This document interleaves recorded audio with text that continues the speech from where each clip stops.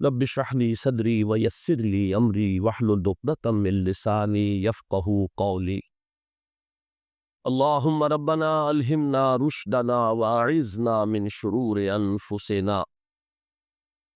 اللهم ارحمنا بالقرآن العظيم. اللهم اجعله لنا اماما ونورا وهدى ورحمة.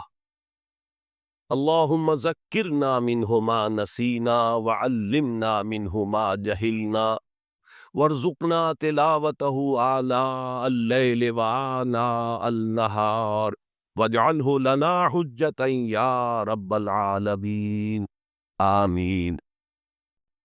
اے نبی، تم نے دیکھا اس شخص کو، اس کے حال پر غور کیا جس نے اپنی خواہش نفس کو اپنا الہ بنا دیا؟ اللہ اکبر۔ الہ، لا الہ الا اللہ، کلمہ توحید کا مرکزی لفظ یہاں آ رہا ہے۔ من اتخذ الہہ ہواہ، جس نے اپنی خواہش نفس کو اپنا معبود بنا لیا، الہ بنا لیا۔ افانت تکون علیہ وکیلا، کیا آپ ایسے شخص کی کوئی ذمہ داری لے سکتے ہیں؟ سود حرام ہوا کرے جی، حرام حرام، ہمارا دھندا جو ہے وہ آگے بڑھ نہیں سکتا، تو اللہ کے حکم کو پیچھے ڈالا، نفس کے تقاضے کو آگے رکھا۔ کون معبود ہے آپ؟ نام عبداللہ رکھیے، نام عبد الرحمن رکھیے، ہے عبد النفس، نفس کے بندے، نفس کے غلام۔ یہ میں نے یوں سمجھیے کہ جیسے میں نے ہجرت اور جہاد کی ڈیفینیشنز کی تھی۔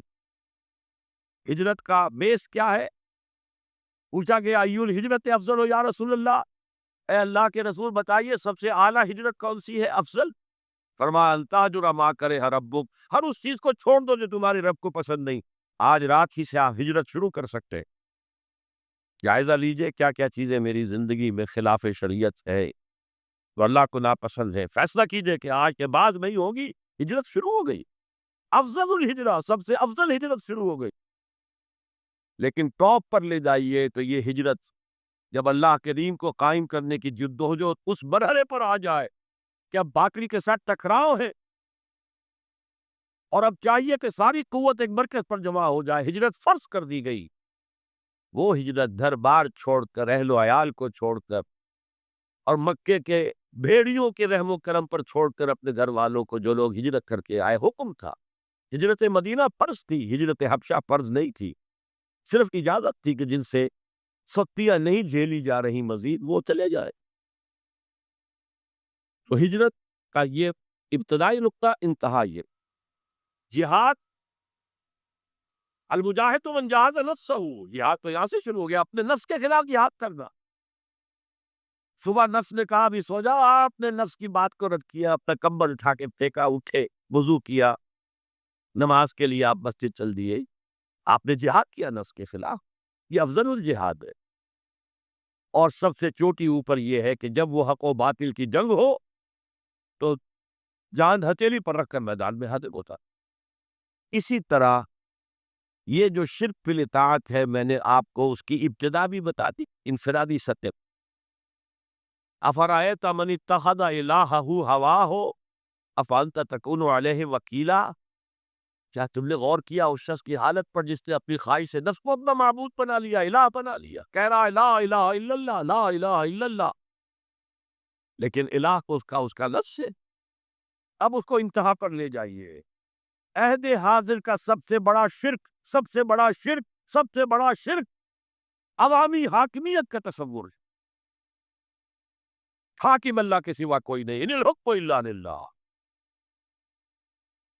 ظاہر بات ہے فرعون نے اگر دعویٰ کیا تھا میں تمہارا خدا ہوں، انا ربکم الاعلی، تو کیا اس کا مطلب یہ تھا کائنات میں نے پیدا کیے، تمہیں میں نے پیدا کیے؟ ذرا سوچیے،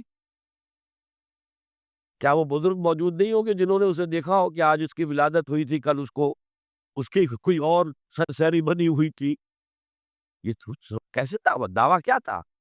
میرا حکم چلے گا، میں نہیں جانتا، الیس لی ملک مصر، مصر کی حکومت میری ہے کہ نہیں؟ یہ دعویٰ تھا، یہ خدائی کا دعویٰ۔ کسی زمانے میں وہ فرد ہوتے تھے، نمرود ہوتے تھے، نماردہ، فراعنہ، جمال عبد الناصر نے نعرہ لگایا تھا نحن ابناء الفراعنہ، بڑے فخر کے ساتھ ہم فرعونوں کی اولاد، اور صدام نے لگایا تھا نعرہ نحن ابناء نماردہ، ہم نمرودوں کی اولاد۔ عراق کے بادشاہوں کا لقب نمرود تھا، اور مصر کے بادشاہ فرائدہ تھے، فرعون تھے۔ زمانے کا جب ارتقا ہوا ہے اور اس میں فیصلہ کن کام جو ہے وہ حضور نے صلی اللہ علیہ وسلم،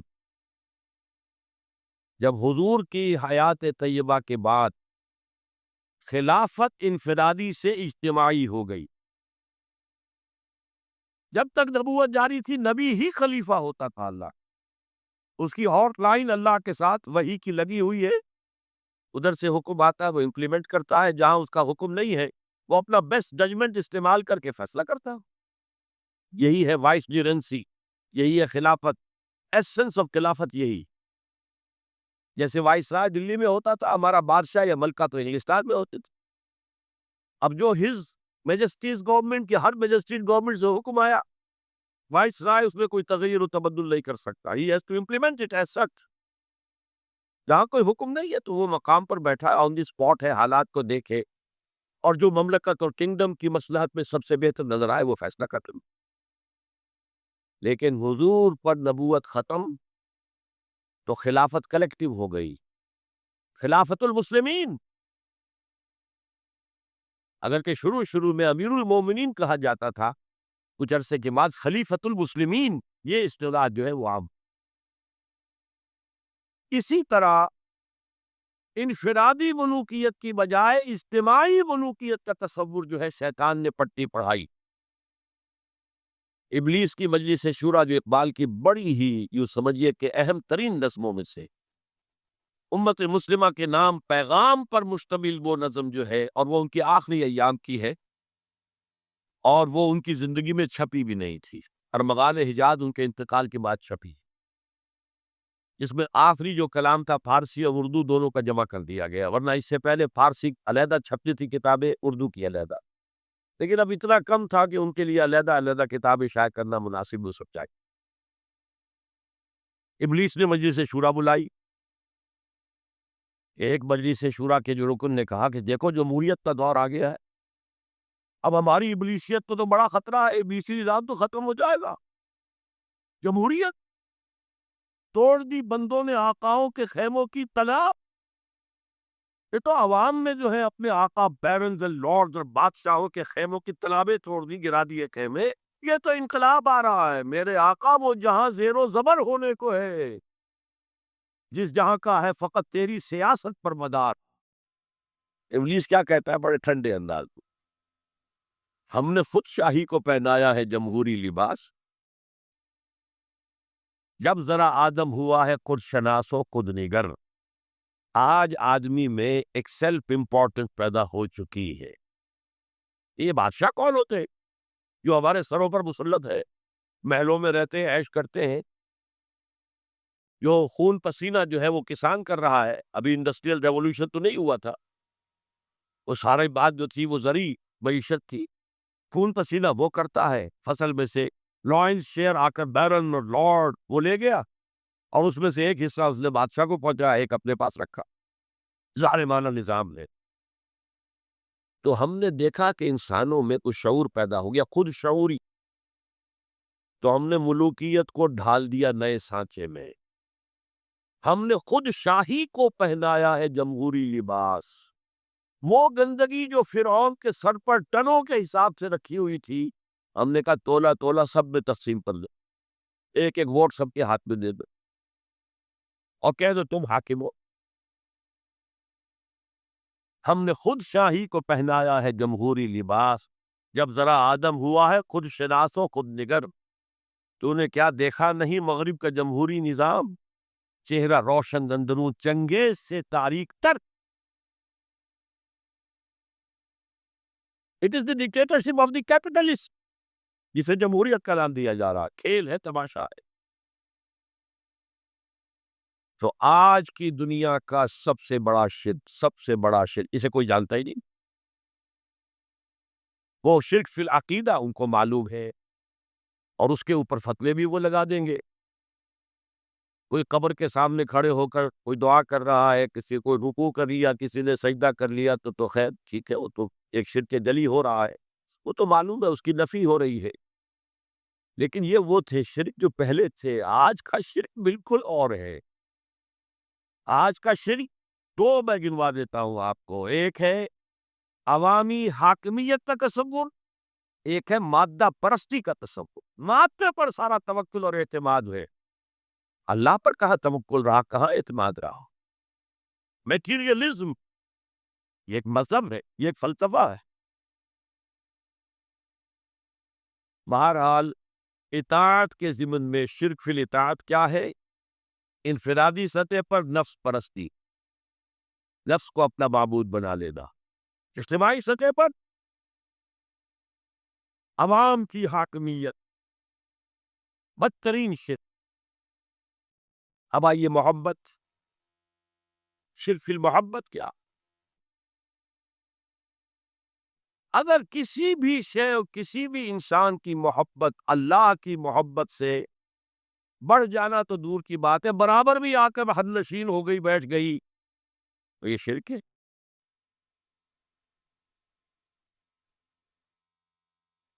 والذین آمنوا اشد حبا للہ. جب تک اشد محبت آپ پہ اللہ کی نہیں ہوگی، اگر کوئی اور سے محبوب ہے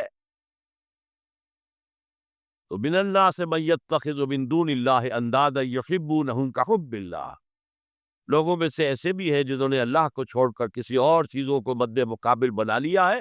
ان سے وہ محبت کرتے ہیں جو اللہ سے کرنی چاہیے تھی. توحید کا تقاضا ہے لا محبوب الا اللہ، لا مطلوب الا اللہ، لا مقصود الا اللہ. مقصود و مطلوب اور محبوب حقیقی اللہ کے سوا کوئی. اور وہ آیت میں آپ کو سنا چکا ہوں، سورہ توبہ کی آیت نمبر 24، انتہائی لرزا دینے والی آیت. قل ان کان آباؤکم وابناؤکم واخوانکم وازواجکم وعشیرتکم واموال اقترفتموها وتجارة تخشون کسادها ومساکن ترضونها احب الیکم من اللہ ورسولہ وجہاد فی سبیلہ فتربصوا حتی یأتی اللہ بامرہ واللہ لا یہدی القوم الفاسقین. اے نبی ان کے کان کھول دیجئے، اچھی طرح سنا دیجئے کہ اے لوگو، اے ایمان کے دعوے دارو، اگر تمہیں اپنے باپ، اپنے بیٹے، اپنے بھائی، اپنی بیویاں یا بیویوں کے لیے شوہر، اور اپنے رشتہ دار، اور اپنے وہ مال جو بڑی محنت سے کما کر کھتے بھرے ہوئے ہیں، اور اپنی وہ تجارت جس کی کساد بازاری کا تمہیں اندیشہ رہتا ہے مندہ نہ ہو جائے، اور اپنے وہ محل، اپنی حویلیاں جو تم نے تعمیر کی ہے اور بہت تمہیں محبوب ہیں، انہیں خوب فرنش کیا ہے. اگر یہ 8 چیزیں محبوب تر ہے اللہ سے اور اللہ کے رسول سے اور اللہ کی راہ میں جہاد سے، تو جہاں دفعہ ہو جاؤ، وہاں بیٹھ کر انتظار کرو یہاں تک کہ اللہ اپنا فیصلہ سنا دے. اور اللہ ایسے فاسقوں کو کبھی ہدایت نہیں دیتا. 8 چیزیں. اقبال نے بہت خوب کہا ہے، یہ مال و دولت دنیا، یہ رشتہ و پیوند. 5 قریب ترین رشتے آ گئے: باپ، بیٹا، بھائی، زوجین اور رشتہ دار. رشتہ و پیوند یہ جوڑنے والا. اور مال و دولت دنیا کی 3 شکلیں آ گئیں. دولت جو آپ اپنی بیلنس شیٹ کو دیکھ دیکھ کر آپ اس پہ خوش ہوتے ہیں. اب ہمارے ایسٹس کی یہ قیمت ہو گئی ہے اب. اور وہ مکانات جو آپ نے بنائے بڑے محبوب ہیں، اور ایسے بنائے ہیں، قرآن مجید میں آتا ہے لعلکم تخلدون، ایسے بنا رہے لفظ تمہیں ہمیشہ رہنا ان مکانوں کے اندر. اور وہ کاروبار جن میں تمہیں اندیشہ رہتا ہے کہ کہیں کساد نہ ہو جائے، وہ ڈپریشن نہ آ جائے. یہ 8 چیزیں، یہ مال و دولت دنیا 3، یہ رشتہ و پیوند. بتان وہم و گما لا الہ الا اللہ، یہ سب وہم و گمان کے بت ہیں جن کی پرستش میں تم لگے. ان سب کی پرستش چھوڑو تو لا الہ الا اللہ کا حق ادا ہو. اب اس اصول کو بھی اپلائی کرنا شروع کیجیے. آئیے انڈیویجول لیول پر دولت کی محبت. اگر آپ کو دولت کی محبت آمادہ کرتی ہے کہ اللہ کے حدود کو پامال کرے, حرام ذرائع استعمال کرے, دولت آنی چاہیے, حلال سے ہو, حرام سے ہو, جائز ہو, ناجائز سے ہو, بائی ہوک اور بائی کروک دولت آنی چاہیے, تو آپ کی محبوب حقیقی کون ہوئی؟ دولت. یہ دولت آپ کی معبود ہے. کون بڑے سے بڑا موحد اس شرک کا احساس رکھتا ہے؟ اور حضور نے اس قدر کلیئر فرمایا ہے, تعس عبد الدینار و عبد الدرہم, ہلاک ہو گیا یا ہلاک ہو جائے. یہ کلام خبریہ ہے یا یہ بددعا ہے؟ تعس عبد الدینار و عبد الدرہم, درہم و دینار کا بندہ ہلاک ہو جائے. نام عبد الرحمن ہے, حقیقت میں عبد الدینار ہے. عبد الدرہم, درہم و دینار آنے چاہیے, جائز سے یا ناجائز سے, حلال سے یا حرام سے, صحیح سے یا غلط سے, بائی حق اور بائی حق. تو معبود کون ہوا؟ ہمارے ہندو بھائیوں نے کیا کیا؟ لکشمی دیوی دولت کی دیوی ہے, اس کی پوجا کرتے کس لیے؟ مطلوب کیا ہے؟ دولت. اس کی پوجا وہ خوش ہو جائے تو دولت ملے گی. ہم نے کہا ہٹاؤ جی اس دیوی کو بیچ میں سے, اب براہ راست ہی پوج لے کے, بس یہی تو فرق کیا ہے نا. عبد الدینار و عبد الدرہم, یہ انفرادی سطح پر شرک فی المحبت, جو روح عبادت ہے, جو عبادت کی جان ہے, محبت. غایت الحب ما غایت الذل والخضوع. اور ٹاپ پر لے آئیے, آج کی دنیا اجتماعیت کے میدان میں اگرچہ اب زمانہ بدل رہا ہے, لیکن تقریباً 1 صدی سے نیشن سٹیٹس وطن کی بنیاد پر قومیت, وطن محبوب ترین شے,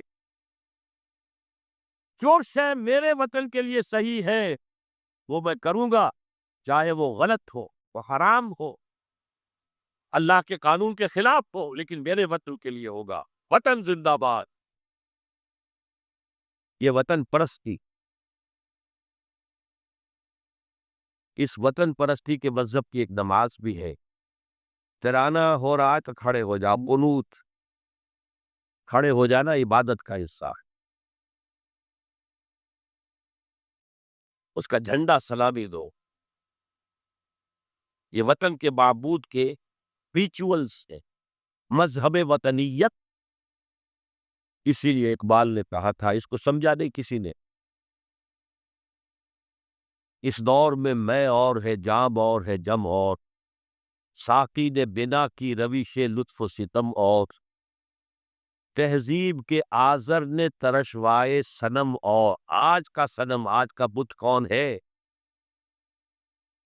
تہذیب کے آزر نے ترشوائے صنم اور, مسلم نے بھی تعمیر کیا اپنا حرم اور.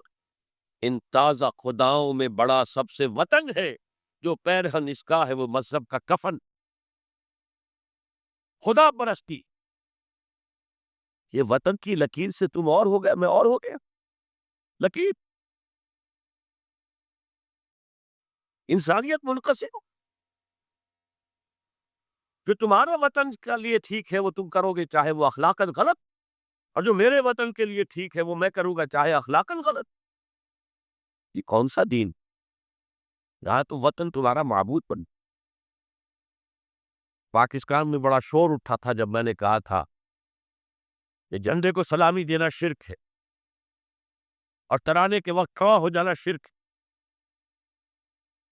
اور میں کبھی بھی تقریبات پہ جاتا ہوں, اقبال ڈے ہو رہا ہے, کچھ اور ہو رہا ہے, میں ان تقریبات کا مقرر نہیں ہوں, لیکن جب بہت زور دیتے چلا جاتا ہوں.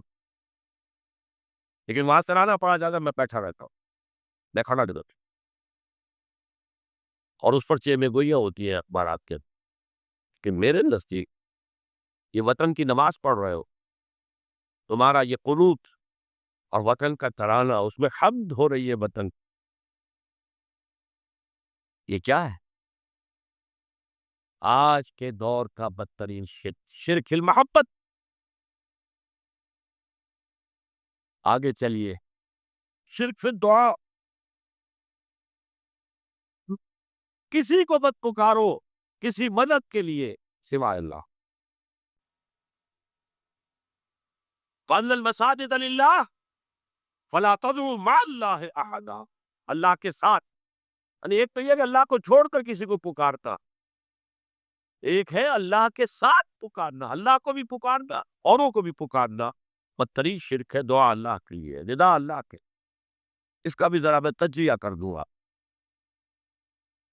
دیکھیے، ایک ہے عام مادی قوانین دنیا کے جو ہے اس کے تحت کسی سے مدد چاہتا، بھائی ذرا مجھے پانی پلا دینا، یہ بھی آپ نے مدد چاہی ہے نا۔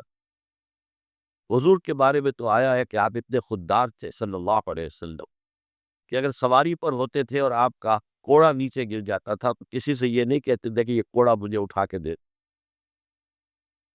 بلکہ خود سواری سے اتر کر کوڑا اٹھاتے تھے۔ تو یہ جو قانون مادی ہے اس کے تحت مدد مانگنا کوئی بری بات نہیں ہے، کوئی غلط بات نہیں۔ ماورائی اعتبار سے، غیبی اعتبار سے کسی سے مدد مانگنا قطع باشد کوئی ہو، شرک، شرک فی الدعاء۔ اِنَّ الْمَسَاجِدَ لِلَّهِ فَلَا تَدْعُوا مَعَ اللَّهِ أَحَدًا۔ ایک ہے استعارتاً، استعارتاً اقبال کہتا ہے ہمالا ہے فصیل کشور ہندوستان، تو یہ خطاب بالکل ایک استعارہ سا ہے۔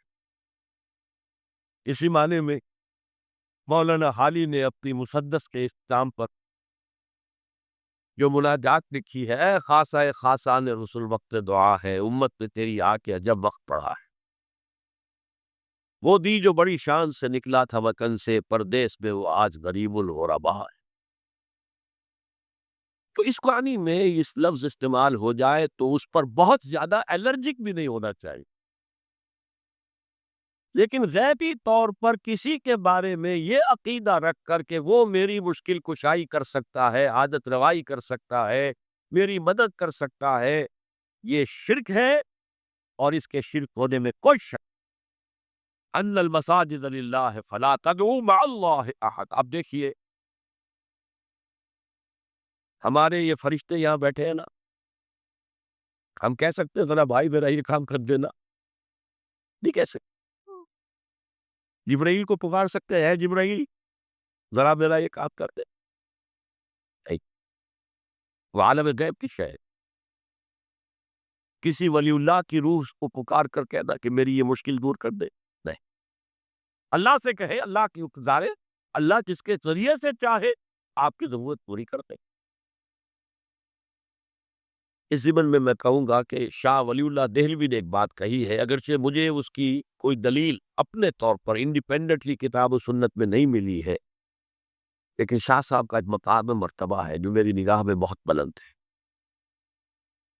میرے نزدیک دو عظیم شخصیتیں عالم اسلام کی، امام ابن تیمیہ اور امام غزالی، کو جمع کریں تو شاہ ولی اللہ بنتے ہیں، اتنی عظیم شخصیت۔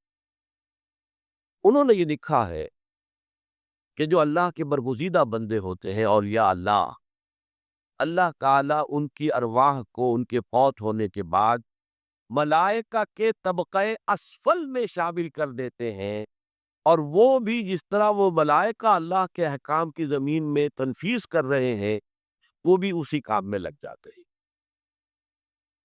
میں نے عرض کیا کہ میرے پاس انڈیپینڈنٹلی کوئی دلیل نہیں ہے اس کے حق میں، لیکن شاہ صاحب کا فرمانا خود میرے لیے ایک درجے میں دلیل ہے۔ لیکن یہاں ایک تو یہ نوٹ کرنے کا، ملائکہ کا طبقہ اسفل، ملائکہ کا سب سے نچلا طبقہ، اور اللہ کے حکم کی تنفیذ کرتے تو فرشتے کر رہے ہیں، وہ بھی ہو، ہمیں اس سے کیا غرض ہے؟ ہم نہ فرشتے کو پکار سکتے ہیں اور نہ کسی ولی اللہ کو پکار سکتے۔ پکارو اللہ کو۔ قال ربکم ادعونی استجب لکم ان الذین یستکبرون عن عبادتی سیدخلون جہنم داخرین۔ تمہارا رب کہتا ہے مجھے پکارو، مجھ سے مانگو، میں تمہیں دوں گا، تمہاری دعا سنوں گا، قبول کروں گا۔ اور جو بربنائے تکبر مجھ سے نہیں مانگتے وہ جہنم میں داخل ہوں گے ذلیل و خوار ہو۔ حضور نے ایک بات مجھے متن یاد نہیں ہے بہت پیاری فرمائی، دیکھو انسانوں سے تم مانگتے ہو کچھ تو ایک دفعہ تو اس کے ماتھے پر تیوری پر بند پڑ ہی جاتا ہے، یہ کیوں میں نے سامنے ہاتھ سوال کیا، کیوں مجھ سے مانگتا ہے، چلیے بعد میں کچھ وہ دے ہی دے، کہ ناگوار گزرتا ہے۔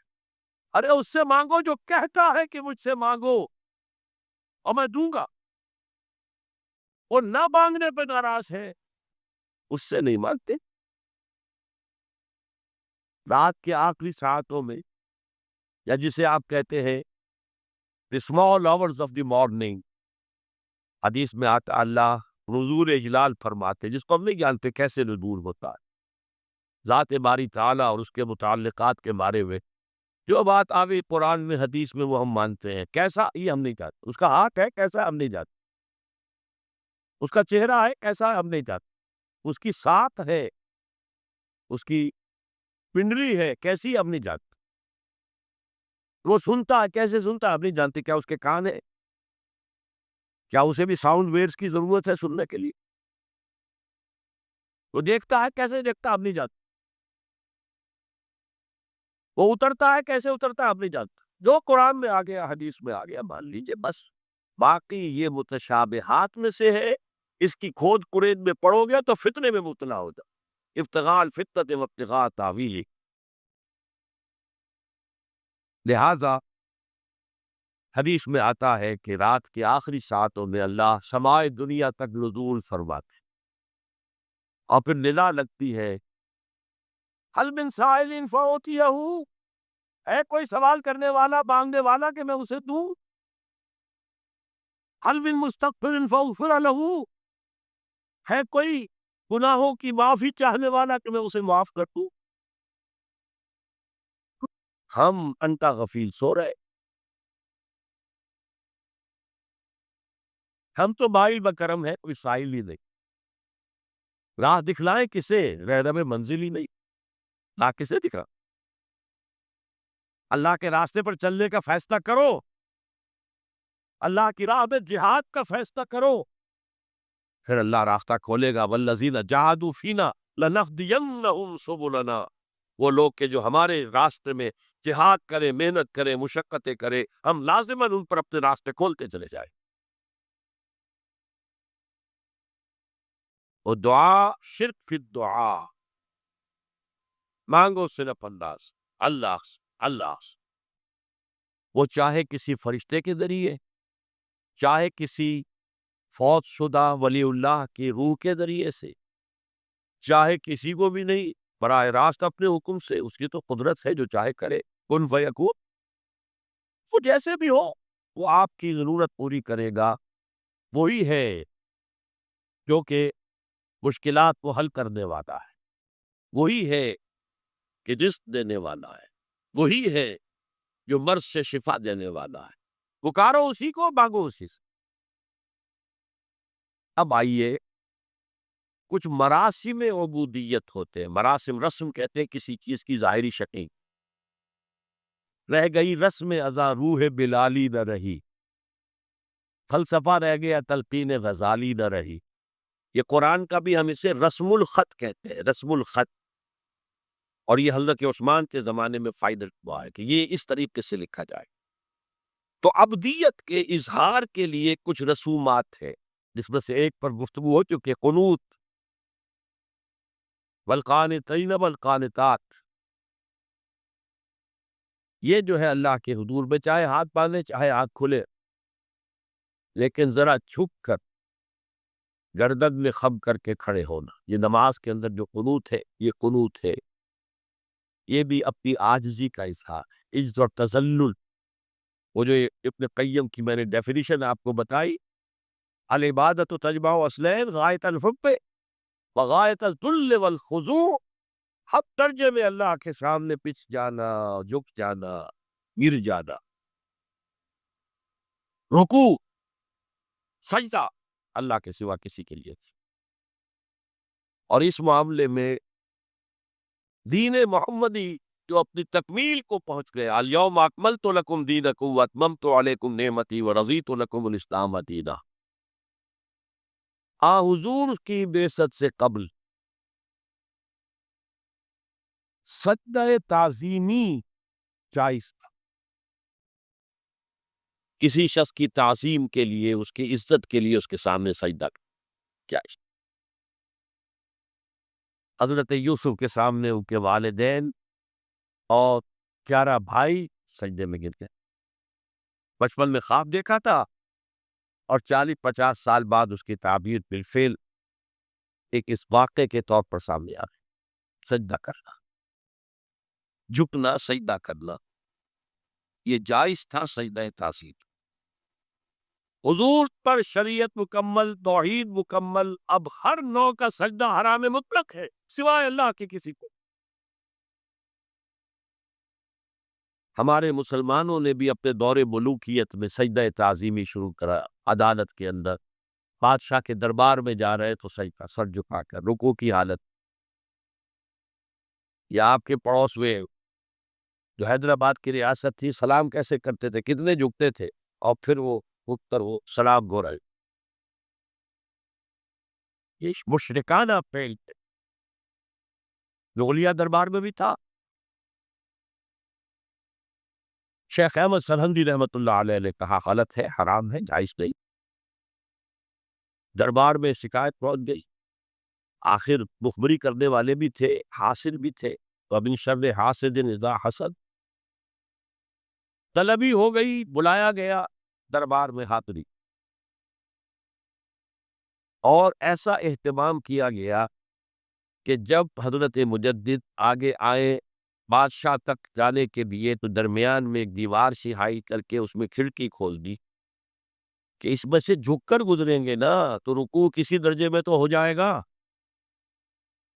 رکوع بھی سجدے ہی کی ایک شکل ہے، سجدے کا خاص کہہ لیجیے، لیکن یہ کہ جب آیات سجدہ آتی ہے قرآن مجید میں تو عام نمازوں میں دیکھتا ہوں کہ وہ آیات سجدہ والی آیات پڑھی دی جاتی، حالانکہ ان کی ایک خاص کیفیت ہے۔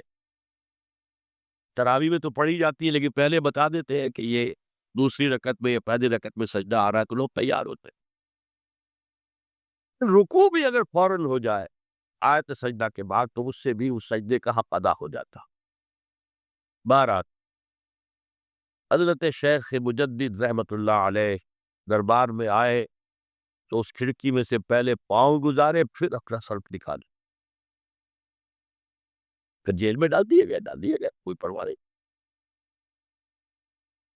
حاضر ہوا میں شیخ مجدد کی لحد پر، وہ خاک کے ہے زیر فلک مطلع انوار، گردن نہ جھکی جس کی جہانگیر کے آگے، جس کے نفس گرم سے ہے گرمی احرار، وہ ہند میں سرمایہ ملت کا نگہباں، اللہ نے بر وقت کیا اس کو خبردار۔ دین الہی، دین محمدی کے خاتمے کا اعداد تھا۔ اب بڑے بڑے مولویوں نے یہ اکبر کو سبق پڑھایا تھا، بڑے مولوی، درباری مولوی، انہوں نے سبق پڑھایا تھا۔ اللہ کا ایک دن 1000 برس کا ہوتا ہے، اور اللہ کا ہر معاملہ 1000 سال تک ہوتا ہے۔ اب 1000 سال ہو گئے محمد کی رسالت کو، ان کی رسالت کا دور ختم صلی اللہ علیہ وسلم۔ اب دوسرا 1000 سال، اسی لیے الف ثانی کہتے ہیں، الف ہزار کو کہتے ہیں الف ثانی۔ یہ دوسرا 1000واں سال جو شروع ہو گیا ہے، اس میں ایک نئے دین کی ضرورت ہے، وہ دین اکبری ہے، دین الہی ہے۔ اور دین الہی کیا تھا؟ یہ بہت بڑی سیاسی تدبیر تھی، اصل میں بہت بڑی سیاسی تدبیر تھی، اور اس کا ظہور بعد میں بھی ہوا ہے ہندوستان کی سرزمین میں۔ وہ یہ کہ ہندوستان کی ترقی میں جو چیز سب سے بڑی رکاوٹ ہے وہ مذہبی اختلافات، لہذا ایسا کرو سارے مذاہب جو ہیں اسے ہاون دستے میں ڈالو، کوٹ کوٹ کے چورا چورا کر کے بناؤ صفوف، اور یہ مذہب سب کا ہو جائے تو مذہبی اختلافات ختم ہو جائے۔ دوسری بات ان کی سمجھ میں یہ آ گئی کہ اصل میں اختلاف رسالت اور شریعت کی بنیاد پر ہوتے، لہذا دین الہی بس خدا کو مانو، بس رسالت وغیرہ کو چھوڑو، خدا تو سب کا رب ہے، اسے آپ پرماتما کہہ لیں، महादेव कह ले, जो चाहे कह ले, अल्लाह कह ले, राम कह ले, उलिदुल्लाह रहमान अय्यम्मा तदू फलहुल अस्माउल हुस्ना। कुरान कहता है तुम अल्लाह कहकर पुकार लो या रहमान कहकर पुकार लो, जिसको भी तुम पुकार रहे हो ये जान लो कि तमाम अच्छे नाम उसी के। ये फलसफा था बहुत गहरा, वो जाहिल था, अनपढ़ था, लेकिन बहुत बड़ा सियासतदान था अकबर, इसमें कोई शक नहीं। लेकिन ये कि अगर एक हुकूमत और जो सबसे बड़ा मुगल आजम जिसको कहते हैं, उसके जमाने में मुसलमानान हिंद जो है सियासी एतबार से अपने उरूज पर थे, लेकिन दीनी एतबार से पाताल का मामला आ गया था। इन्हें मोहम्मदी खत्म, 1000 साल का एक दिन है और वो खत्म हो चुका। अल्लाह ने उठाया मुजद्दिद अल-फिसानी रहमतुल्लाह अलैह और उनकी दरवेशाना मसाई के जरिए से। अब देखिए उस जमाने में तसव्वुफ के जरिए से सबसे बड़ा शिर्क आ रहा था, वहदतुल वजूद की ऐसी ताबीरात हो रही थी जो हमाऊस बन गई थी। हमाऊस और वहदतुल वजूद के दरमियान तो ज़मीन आसमान का फर्क। हमाऊस में कायनात हकीकी है, खुदा इसमें हल हो चुका है, इसके अंदर जाहिर हो गया, और वहदतुल वजूद में वजूद हकीकी सिर्फ अल्लाह का, इस कायनात का वजूद कोई है ही नहीं हकीकत। लेकिन ये खत्म हो रहा, इस पहलू से मुजद्दिद अल-फिसानी के मुजद्दिद आज़म को अल्लाह ने खड़ा किया। शेख अहमद हजरत उमर की औलाद से थे, फारूकी थे, शाह वलीउल्लाह भी फारूकी थे, लगे फारूकियम कहते हैं शेख अहमद सल्ली, मेरी फारूकी रग फड़कती है इस पर। उसके नतीजे में वो दीन इलाही का खात्मा हुआ। बाद में हमारे यहाँ ये आया है हिंदुस्तान में ब्रह्मो समाज, ब्रह्मो समाज, और गांधी जी भी इसी फलसफे के कायल थे, वहदत अदियान की। और ये सियासी एतबार से बहुत ऊंची ज़हनी सतह की गम्माज़ी करने वाली बात है कि हिंदुस्तान के अंदर के ये मजहबी इख्तिलाफात को अगर हम किसी तरह खरल करके खत्म कर दे, हावन दस्ता में डाल के कर दे, तो फिर ये कि यहाँ तरक्की ही तरक्की। बहरहाल सजदा, गर्दन न झुकी जिसकी जहांगीर के आगे, जिसके नफस गर्म से है गर्मी आहरात, वो हिंद में सरमाया मिल्लत का निगहबां, अल्लाह ने बर वक्त किया जिसको खबरदार। तो हमने शिर्क फिल इबादत में पहले बात की, शिर्क फिल इताअत। इंफिरादी सतह पर नफ्स माबूद, इज्तिमाई सतह पर अवाम की हाकमियत, बदतरीन शिर्क इस तौर पर, अजीम तरीन शिर्क। इतने बड़े पैमाने का शिर्क कभी नहीं हुआ दुनिया में। उसके बाद शिर्क फिल मोहब्बत, माल की मोहब्बत, काए साब्दुद दीनार व अब्दुद दिरहम, वतन की मोहब्बत या किसी और शय की मोहब्बत, अगर वो अल्लाह की मोहब्बत के बराबर भी आ जाए, बढ़ जाए, तो और भी बड़ी बात कहनी पड़ेगी, लेकिन हमारे पास शिर्क से ऊपर की इस्तिलाह कोई नहीं। फिर शिर्क दुआ, अल्लाह के सिवा किसी और से हाजत रवाई के लिए, मुश्किल कुशाई के लिए पुकारता। फिर शिर्क फिल मरासिमिल उबूदिय्यह, कुनूत है, रुकू है, सुजूद है, ये ज़ुल्ल वल खुज़ू की, किसी के सामने झुक जाने की एक अलामत है, सिंबल। अब आखिरी है इसमें इखलास, और इखलास की जिद क्या है? रियाकारी। वो इबादत अगर दिखावे के लिए की जाए वो शिर्क, ये शिर्क खफी कहलाता है। माल की मोहब्बत का शिर्क भी शिर्क खफी है, नफ्स की इताअत का शिर्क भी शिर्क खफी है, और ये सबसे खफी शिर्क है। हुजूर ने फरमाया सल्लल्लाहु अलैहि वसल्लम, मन सल्ला युराई फकद अशरका, वमन सामा युराई फकद अशरका, वमन तसद्दक़ युराई फकद अशरका। جس نے دکھانے کے لیے نماز پڑھی اس نے شرک کر لیا، جس نے دکھاوے کے لیے روزہ رکھا اس نے شرک کر لیا، جس نے دکھاوے کے لیے خیرات کی، صدقات دیے، وہ شرک کر چکا۔ قد اشرکا، یہ عربی کے مزاج سے واقفیت ہو، فعل ماضی پر قد جو ہے تو وہ پرفیکٹ ٹینس بن جاتا ہے، کر چکا، وہ شرک میں ملوث ہو چکا۔ من صلی یرائی فقد اشرکا ومن صام یرائی فقد اشرکا ومن تصدق یرائی فقد اشرکا۔ اور تجزیہ کر کے یہاں تک بتایا کہ اگر کوئی شخص نماز پڑھ رہا ہو اور جب وہ یہ دیکھے کہ کوئی اسے دیکھ رہا ہے تو اپنے سجدے کو طویل کر دے تو یہ شرک ہے۔ فرض کیجئے 5 سیکنڈ کا سجدہ وہ کر رہا تھا، اب اس نے 7 سیکنڈ کا کیا ہے، کہ 2 سیکنڈ کس کے لیے ہے؟ اس ایک سجدے کے 2 مسجود ہو گئے، تو 5 سیکنڈ کا سجدہ تو اللہ کے لیے، 2 اس کے لیے شرک ہوگی۔ ایک اور بات فرمائی صلی اللہ علیہ وسلم، شرک خفی کو پہچاننا اور دیکھنا اتنا ہی مشکل ہے جتنا کہ کسی سیاہ شب میں، تاریک رات میں، کسی سیاہ پتھر پر چلنے والی سیاہ چیونٹی کو دیکھنا مشکل۔ تشبیہ کا بلاغت و فصاحت کی انتہا ہے، جیسے میں نے عرض کیا تھا کہ ایک جوڑے کی 2 جوتیوں کے مابین جو مشابہت ہے، امت مسلمہ اور سابقہ امت بنی اسرائیل کی، ان کے اوپر جو حالات وارد ہوئے ان میں وہی مشابہ۔ تاریک شب ہے، سیاہ پتھر ہے، اس پر سیاہ چیونٹی رینگ رہی ہے، اتنا اس کو دیکھنا مشکل ہے اتنا ہی شرک خفی کو پہچاننا۔ کدھر کدھر سے آپ پر حملہ آور ہو جائے گا، کدھر کدھر سے آ کر آپ کی عبادت میں، آپ کی توحید میں نقب لگائے گا، اس کا آپ اندازہ ہو نہیں سکتا۔ بڑا مشکل، بہت زیادہ چوکس رہنے کی ضرورت ہے۔ اور اس کا علاج بتایا گیا ہے خاص طور پر عبادات کے ضمن میں، کہ کچھ نہ کچھ عبادت نفل بھی کی جائے، اور نفل عبادت اس طور سے کی جائے کہ کسی کو پتہ نہ چلے۔ اب ہمارا حال یہ ہو گیا کہ ساری، اگر کوئی عشاء کی 17 رکعتیں پڑھتا، سب کی سب مسجد میں پڑھتا، حالانکہ صحابہ کے دور میں مسجد تھی فرائض کی ادائیگی،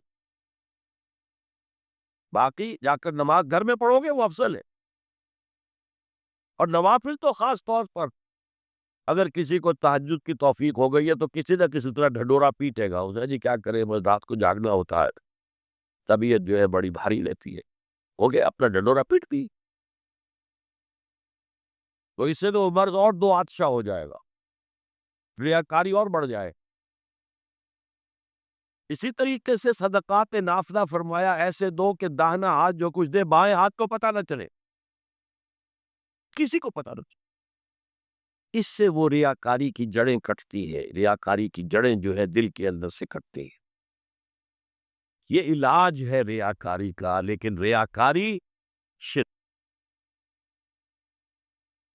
اب میں آخری بات پر آ رہا ہوں، آپ نے سوچا ہوگا کہ اس قضیے کے تحت تو ہر گناہ جو ہے ادنا سے ادنا گناہ بھی شرک ہے۔ فجر کی نماز کے وقت اگر اٹھ کے نہیں گئے اور چادر یا کمبل کو سیدھا کر کے لیٹ گئے تو یہ شرک ہے۔ پھر کون سے گناہ ہے جو اللہ معاف کرے گا؟ یہ جو میں نے آیت آپ کو 2 دفعہ جو آئی ہے سورہ نساء میں سنائی، ان اللہ لا یغفر ان یشرک بہ ویغفر ما دون ذلک لمن یشاء، اللہ تعالیٰ اس کو تو ہرگز نہیں بخشے گا کہ اس کے ساتھ شرک کیا جائے، البتہ اس سے کم تر جس کو چاہے گا بخش دے۔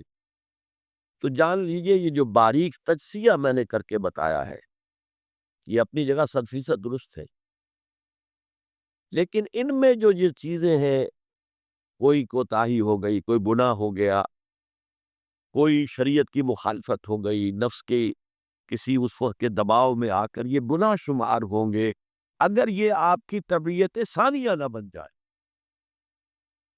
اگر یہ آپ کی سیکنڈ نیچر بن گئے تو این گناہ بھی ساری تباہی لانے کے لیے کافی ہے۔ اگر آپ نے ڈیرے ڈال دیے، غلطی ہو گئی معافی مانگو، توبہ کرو، استغفار کرو، اللہ صاف کر دے. نہیں کرو گے تو پھر ایک گناہ پر بھی دوام اگر ہو گیا، اس گناہ نے ایک نے بھی تمہارا احاطہ کر لیا، تو وہ جہنم میں خلود کی وعید قرآن میں آئی ہے. بلا من کسب سیئۃ وَأَحَاطَتْ بِهِ خَطِیَّتُهُ فَأُولَٰئِکَ أَصْحَابُ النَّارِ هُمْ فِیہا خَالِدُونَ. تو نہیں جس نے کوئی ایک بھی بڑا گناہ، چھوٹا نہیں، یہ چھوٹے چھوٹے گناہ جو ہوتے رہتے ہیں، گناہ کبیرہ لمم جن کو کہا گیا ہے، اس کی اللہ تعالیٰ کے ہاں پکڑ نہیں ہے. بلکہ وضو کرتے ہیں تو ہاتھوں کے اس طرح کے گناہ وہ دھل جاتے ہیں، آنکھوں کے گناہ دھل جاتے ہیں. گناہ کبیرہ اگر ایک بھی کریا اور مستقل کیا اور اس پر ڈیرے ڈال دیے اور وہ آپ کا احاطہ کر. آج کے دور میں سود کا نظام، سودی کاروبار، وہ تو آپ کا احاطہ کر گیا، آپ کے پورے وجود کا احاطہ کر. بلا من کسب، اور کسبہ کہتے ہیں جان بوجھ کر کرنا. ایک ہے خطا سے ہو گیا، غلطی سے ہو گیا، وقتی طور پر کوئی تحریک ایسی ہو گئی، غلط ماحول میں بیٹھے ہوئے تھے، اس کے زیر اثر کوئی آپ سے بھی غلط حرکت سرزد ہو گئی، کبھی نفس کا جوش کچھ ایسا ہوا کہ آپ مغلوب ہو گئے، ٹھیک ہے، اسنشلی وہ شرک ہے، لیکن یہ شرک گناہ کے درجے میں شمار ہوگا اگر آپ توبہ کر لیتے ہیں، رجوع کرتے ہیں، استغفار کرتے ہیں، اللہ بخشنے والا. لیکن اگر ایک گناہ کبیرہ بھی جان بوجھ کر اختیار کر لیا اور اسے مستقل اپنی زندگی کے اندر شامل کر لیا، بلا من کسب سیئۃ وَأَحَاطَتْ بِهِ خَطِیئَتُهُ فَأُولَٰئِکَ أَصْحَابُ النَّارِ هُمْ فِیہا خَالِدُونَ.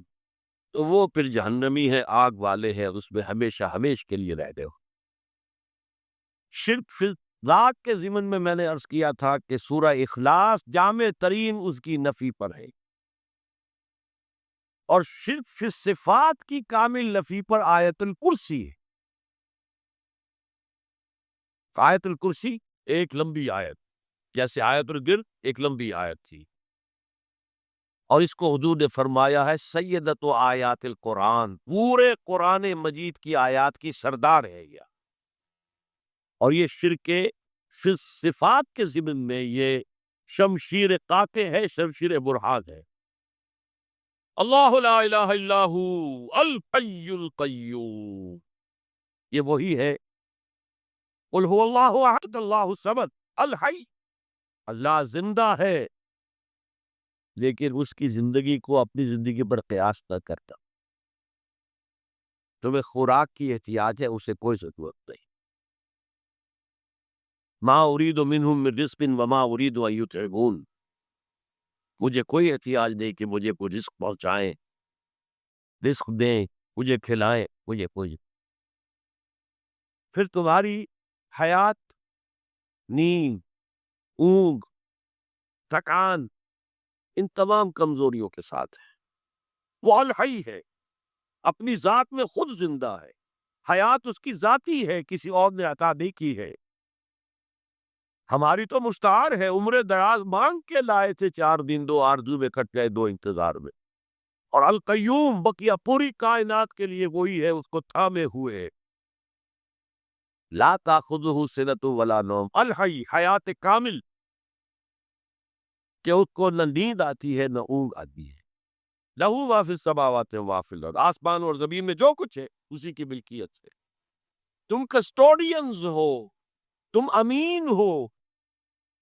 ای امانت چند روزہ نسلماس، در حقیقت مالک سے ہر شے خداس. یہاں تک کہ یہ میرا جسم بھی میرے پاس امانت ہے. میں کون ہوں؟ میری خودی، میری انا، میری روح جو پوزیس کرتی ہے اس بدن کو، لیکن یہ پوزیشن ملکیت کا نہیں ہے، امانت کا ہے. یہ امانت، یہ ہاتھ بھی امانت ہے، میری زبان بھی امانت ہے، میری آنکھیں بھی امانت ہے. من ذا الذی یشفع عندہ الا باذنہ، یہ یہاں پر انداز بڑا پرجلال ہے. کون ہے وہ جو شفاعت کر سکے اس کے دربار میں مگر اس کے اذن سے؟ کسی کا ذاتی، کسی کا زور، کسی کا اختیار نہیں ہے کہ جس کی بنا پر وہ شفاعت کرے. ہاں اللہ کے اذن سے. اور دوسری جگہ پر آتا ہے جس کے لیے وہ چاہے گا اور جس کو اجازت دے گا. جیسے کہ آتا ہے عما یتساءلون میں، یوم یقوم الروح والملائکۃ صفا، اور ان میں سے کوئی بھی بات نہیں کر سکے گا، کلام نہیں کر سکے گا، لا یتکلمون الا من اذن له الرحمن، سوائے اس کے جسے رحمان اجازت دے، وقال صوابا، اور صحیح بات کرے گا، کوئی غلط بات نہیں کرے گا۔ یعلم ما بین ایدیہم وما خلفہم ولا یحیطون بشیء من علمہ الا بما شاء، وہ تو جانتا ہے جو کچھ بھی ان کے سامنے اور ان کے پیچھے ہے، اور یہ کوئی احاطہ نہیں کر سکتا مخلوقات میں سے، اس کے علم میں سے کسی کا بھی، سوا اس کے جو وہ خود چاہے۔ یہاں بڑے ہی لطیف انداز میں شفاعت باطلہ کے تصور کی نفی ہو گئی۔ دیکھیے، آپ کہیں جا کر کسی مجسٹریٹ سے سفارش کرتے ہیں تو کیا کہتے ہیں؟ اجی یہ فائل کے اوپر جو کچھ ہے آپ اس پر نہ جائیے، یہ گواہیاں وغیرہ جھوٹی ہو گئی ہیں، میں آپ کو بتاتا ہوں اصل بات کیا ہے۔ اللہ کے سامنے کوئی یہ کہہ سکے گا کہ اللہ تیرے علم میں نہیں ہے، میرے علم پہ ہے؟